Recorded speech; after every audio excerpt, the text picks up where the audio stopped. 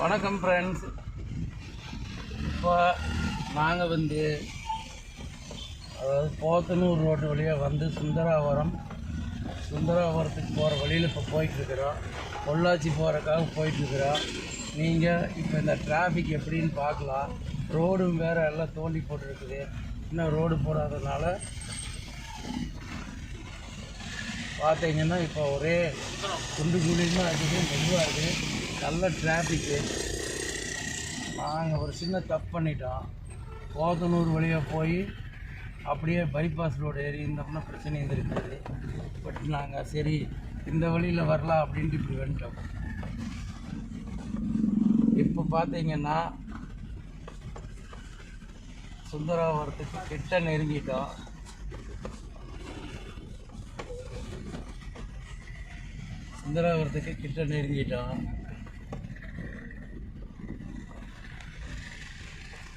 இப்போ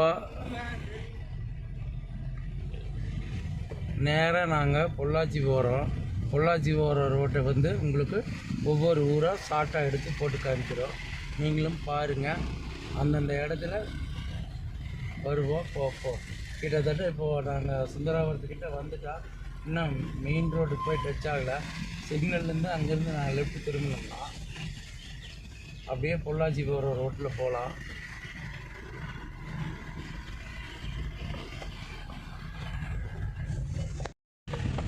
இப்போ நாங்கள் சுந்தராவரத்துக்கு கிட்ட வந்தாச்சு. அதாவது சுந்தராவரத்தில் லெஃப்ட் சைடில் போனால் பொள்ளாச்சி ரோடு, அந்த லெஃப்ட் சைடு ரோட்டில் இப்போ நாங்கள் பொள்ளாச்சி ரோட்டை டச் பண்ணிட்டோம். பார்த்தீங்கன்னா இப்போ நீங்கள் பார்க்குறது பொள்ளாச்சி ரோடு, ஸ்ரீ பாலாஜி மருத்துவமனை. அந்த இடத்துல போத்தனூர்லேருந்து பொள்ளாச்சி போகிற ரோடு டச் ஆகுது. இப்போ பார்த்தீங்கன்னா இப்போ நாங்கள் பொள்ளாச்சி ரோடு டச் பண்ணியாச்சு. நீங்கள் அடுத்து அப்படியே போனோம்னா சிட்கோக்கு அப்புறம் ஈச்சனாரிலேருந்து அதாவது L and T bypass road Neelambur to Kakka Chavadi வரை இருக்கிற எல்என்டி பைபாஸ் ரோடு வரை அந்த ரோடு டச் ஆகுது. இப்போ நாங்கள் அந்த ரோட்டை நோக்கி தான் போயிட்டுருக்குறோம். இப்போ நாங்கள் சிட்கோ வந்துட்டோம். சிட்கோ இது ஒரு தொழில் வளர்ச்சி முகாம். பெரிய நிறையா சிறு குறு நிறுவனங்கள்லாம் இங்கே இருக்குது. இப்போ நாங்கள் அதை தாண்டிட்டு இப்போ ராஜம் மருத்துவ மையம் அண்ட் ராஜம் மருத்துவமனை அந்த இடத்துக்கு வந்துட்டோம்.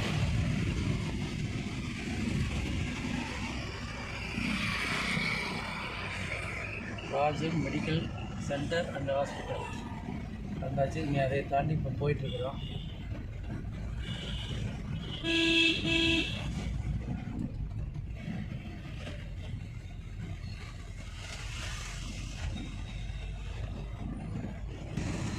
இப்போ நாங்கள் சிட்கோ வந்தாச்சு. சிட்கோ தாண்டி இப்போ போயிட்டுருக்குறோம். பாருங்கள், இதெல்லாம் இந்த சைட்லலாம் பார்த்தீங்கன்னா எல்லாமே பூரா சிறு குறு நிறுவனங்கள் தான் இருக்குது. ரெண்டு பக்கமே அதே தான். இப்போ நாங்கள் அதை தாண்டி சிட்கோ தாண்டி மேம்பாலம் ஏறுறோம்.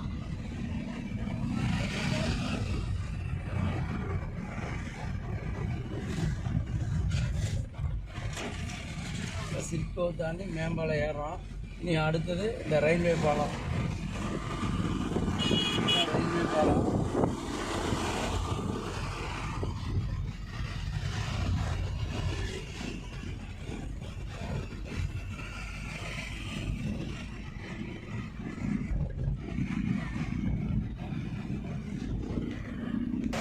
ரத்தினம்.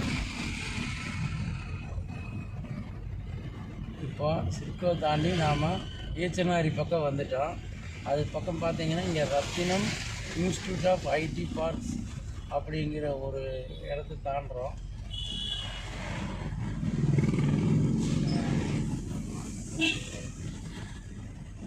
இங்கே பூரா ரத்தினம் கல்வி நிறுவனங்கள் பூரா எல்லாமே. இப்போ நாம் அதை தாண்டுறோம். இப்போ நாம் ஈச்சனாரி மேம்பாலம் ஏறி இருக்கிறோம். ஈச்சனாரி பாருங்கள்.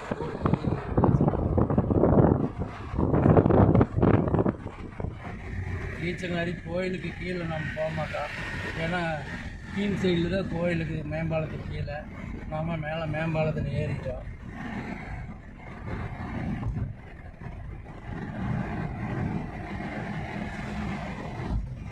உங்களுக்கு பார்த்தீங்கன்னா அடுத்தது அந்த bypass signal, L and T bypass signal, Karpagam college இதெல்லாம் வந்துடு.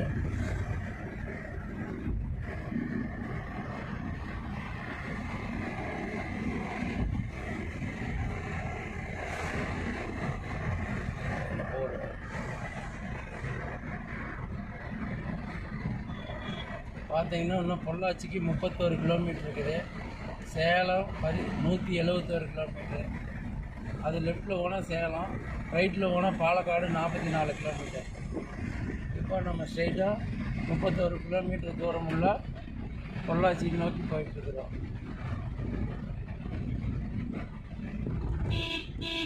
இப்போ இதுதான் நம்ம எல்என்டி பைபாஸ் சிக்னலு. நாம் இங்கே சிக்னல் வந்தாச்சு.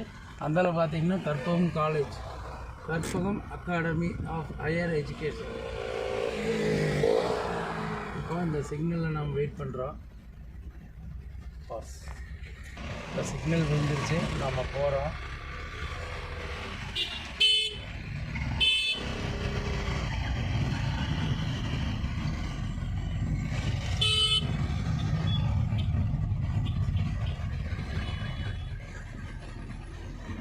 கற்பகம் காலேஜ்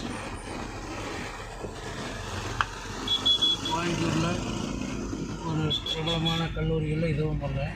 கற்பகம் காலேஜ் நாம் அதை தாண்டி போயிட்டுருக்குறோம்.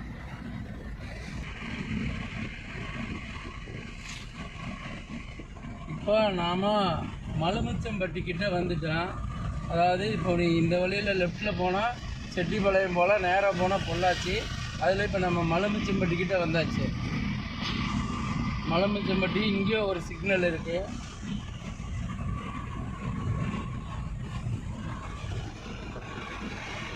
மேக்ஸிமம் எல்லாருக்குமே இந்த ரோடு தெரியும்.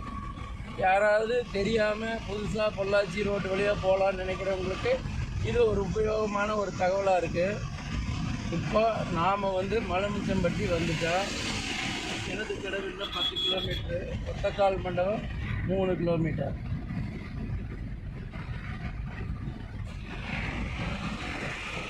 இதில் இடதுபுறம் போனோம்னா நாம் மலுமிச்சம்பட்டி அப்படியே பல்லடம் போகலாம்.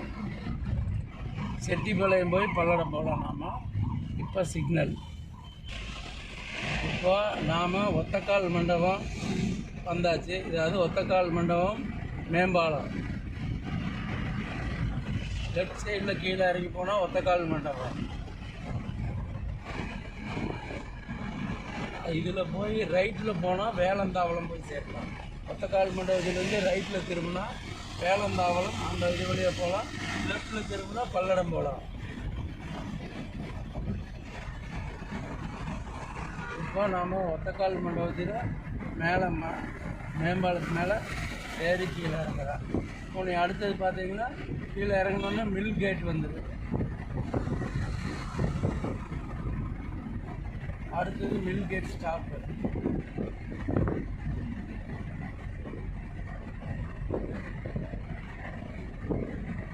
இப்போ நாம் மில் கேட் ஸ்டாப் வந்துக்கிறோம்.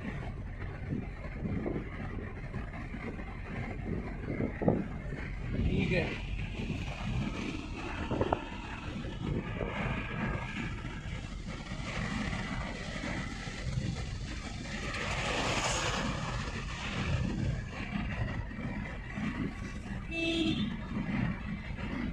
இதுதான் மில் கேட் பஸ் ஸ்டாப்பு.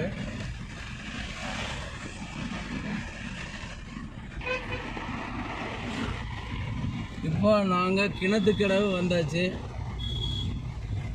இப்போ கிணத்துக்கடவு பொள்ளாச்சி ரோட்டில் கிணத்துக்கடவு வந்தாச்சு. 2 பக்கம் வந்தால் எதுக்கு போகிறோம்.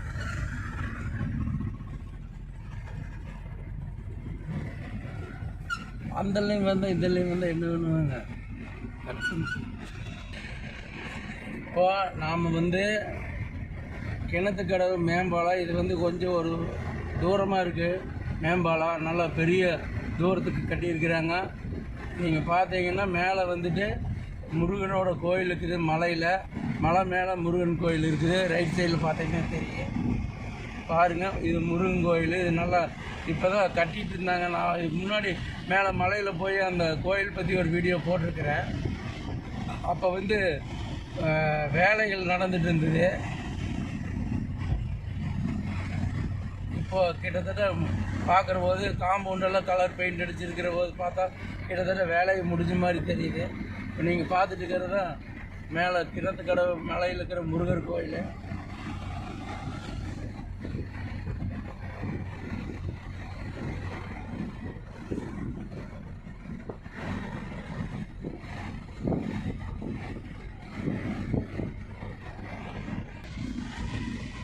இப்போ பார்த்தீங்கன்னா நாம் கிணத்துக்கடவை தாண்டி வந்தாச்சு.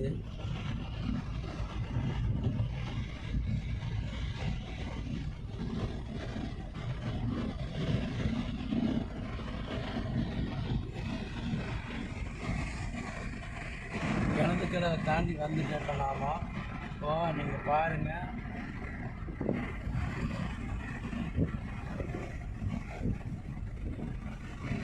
அடுத்தது நம்மளுக்கு என்ன ஒரு வருதுன்னா இப்போ அந்த ரயில்வே மேம்பாலம் போகும்.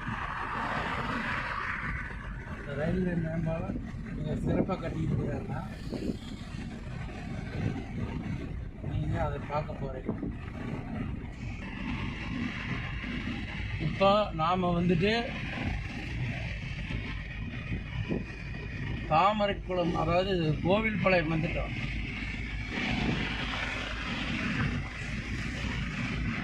இங்கே கோவில்பாளையம்னு ஒரு ஊர் இருக்குது. பொள்ளாச்சிக்கு கிணத்துக்கு நடுவில் அந்த இடத்துக்கு வந்திருக்கிறோம்.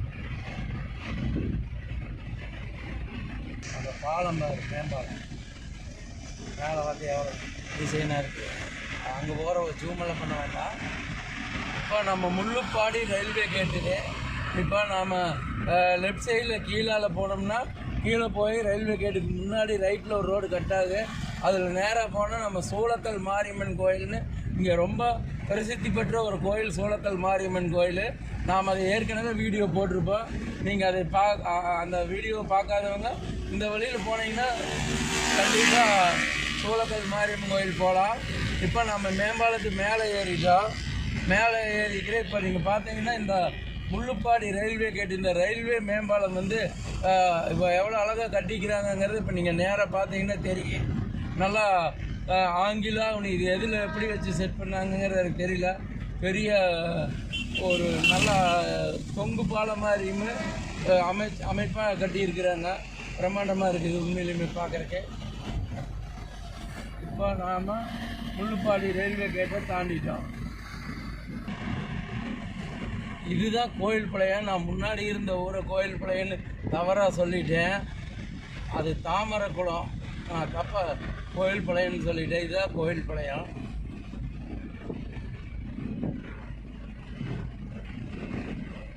கோயில்பாளையத்தை இப்போ நாம் பஸ் ஸ்டாண்டை தாண்டுறோம். இப்போ நாம் வந்திருக்கிற இடம் ஆச்சிப்பட்டி. கிட்டத்தட்ட பொள்ளாச்சி நெருங்கிட்டேன். நாம் வந்திருக்கிற இடம் ஆச்சிப்பட்டி.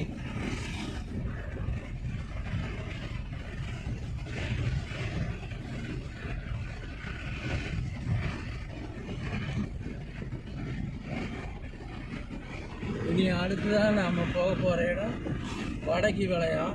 இப்போ பார்த்தீங்கன்னா பொள்ளாச்சிக்கு இன்னும் 6 கிலோமீட்டர் இருக்குது. பழனிக்கு 71 கிலோமீட்டர் இருக்குது. இந்த வழியாக நாகப்பட்டினம் போகணும் 363 கிலோமீட்டர். இப்போ நாம் ஆச்சிப்பட்டி தாண்டி வந்தாச்சு. அதனால் அதை சேர்த்து சேர்மன் எடுத்துட்டியா அனுசரிச்சா. இப்போ நாம் வடக்கி வளையம் வந்தாச்சு.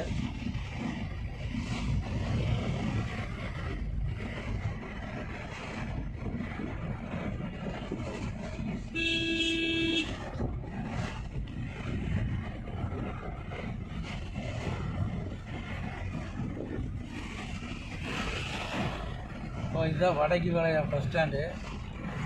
இந்த வழியாக போனாலுமே புறவி வளையம், சூளக்கல் இது எல்லாமே போகலாம். ரைட் சைடில் போனால்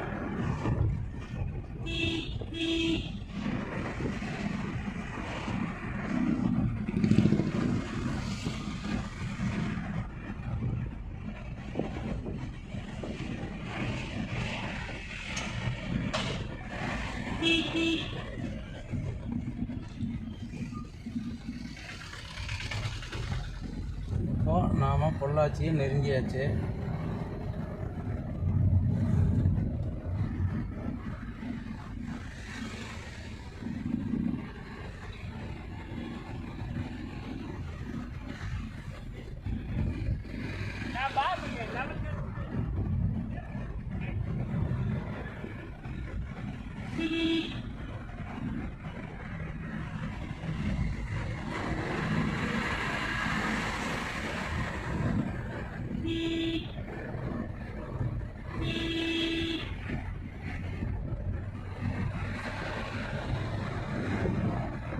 ரைட் சைடில் ஒரு அரசாங்க கட்டடம், கோர்ட் கட்டடம். இதுலேயும் இந்த கோர்ட்டில் கட்டப்பட்டு இருக்கிற கட்டடம் ஓப்பன் ஆகலை. இப்போ நாம் பொள்ளாச்சி சிட்டிக்குள்ளார வந்தாச்சு. இப்போ நம்ம பொள்ளாச்சி சிட்டிக்குள்ளேயே வந்தாச்சு. இப்போ பார்த்தீங்கன்னா நம்ம பொள்ளாச்சி சிட்டியில் அடுத்தது மகாலிங்கபுரம்னு சொல்லி ஒரு இடத்துக்கிட்ட வந்துட்டு நாம் இப்போ லெஃப்ட் சைடில் பார்த்தீங்கன்னா மகாலிங்கபுரம்னு ஒரு பெரிய ஆர்ச்சே இருக்குது. ஆட்டோக்கார தாண்டி இந்த பெட்ரோல் பங்க்கு வந்து மகாலிங்கம் கம்பெனியோட பெட்ரோல் பங்க்கு. அதுக்கு அடுத்தது பார்த்தீங்கன்னா இந்த ஆர்ச் எடுக்கும். இந்த ஆர்ச் பார்த்தீங்கன்னா இதுதான் மகாலிங்கபுரம்.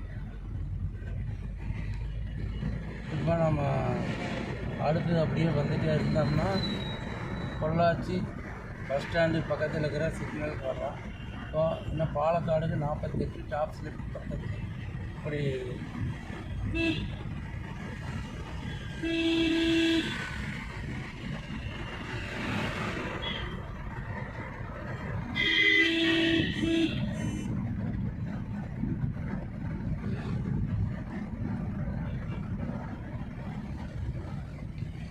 பொள்ளாச்சி பஸ் ஸ்டாண்டுக்கு அருகில் உள்ள மெயின் சிக்னல். அதாவது இந்த சிக்னல் வந்து பார்த்தீங்கன்னா லெஃப்ட் சைடில் பல்லடம், நேராக போனால் உடுமலைப்பேட்டை, ரைட் சைடில் பாலக்காடு. இப்போ நம்ம வந்த வழி கோயம்புத்தூர்லேருந்து வர வழி. இதுதான் மெயினான சிக்னலு. இது ரவுண்டான சிக்னலு. அதனால் நம்ம வண்டி வர்றதை பார்த்து நாமளே போய்க்கலாம். ஆனால் ஜாக்கிரதையாக பார்த்து தான் போகணும். ஏன்னா இங்கே வந்துட்டு ரவுண்டானா. இப்போ நாம் வந்து ரைட் சைடில் திரும்பி போக போகிறோம். நாம் பஸ் ஸ்டாண்டுக்கு பொள்ளாச்சி பஸ் ஸ்டாண்டு கிட்டவே வந்தாச்சு. இப்போ பார்த்தீங்கன்னா லெஃப்ட் சைடில் வந்து பார்த்தீங்கன்னா நீதிமன்றம். இப்போது லெஃப்ட் சைடில் இருக்கிறது இந்த நீதிமன்றம், பொள்ளாச்சி நீதிமன்றம். இப்போ நாம் வந்துட்டு பொள்ளாச்சி பஸ் ஸ்டாண்டுக்கு வந்தாச்சு. இப்போ லெஃப்ட் சைடில் ஒரு பஸ் ஸ்டாண்ட் இருக்குது, ரைட் சைடில் ஒரு பஸ் ஸ்டாண்ட் இருக்குது. பாருங்கள், இது பேரறிஞர் அண்ணா நூற்றாண்டு விழா கூடுதல் பேருந்து நிலையம். இப்போ பார்த்தீங்கன்னா ரைட் சைட்லேயும் ஒரு பஸ் ஸ்டாண்டு, லெஃப்ட் சைட்லேயும் பஸ் ஸ்டாண்டு. இதுதான் பொள்ளாச்சி பஸ் ஸ்டாண்டு. இப்போ நீங்கள் பொள்ளாச்சியில் இதில் பார்த்தீங்கன்னா அதாவது வெளியூர் செல்லக்கூடிய வாகனங்களெல்லாம் இந்த பஸ் ஸ்டாண்டுக்குள்ளே இருந்து வரும். அடுத்தது நாம் பார்த்தீங்கன்னா பொள்ளாச்சியை தாண்டி பாலக்காடு ரோட்டில் போயிட்டுருக்குறோம்.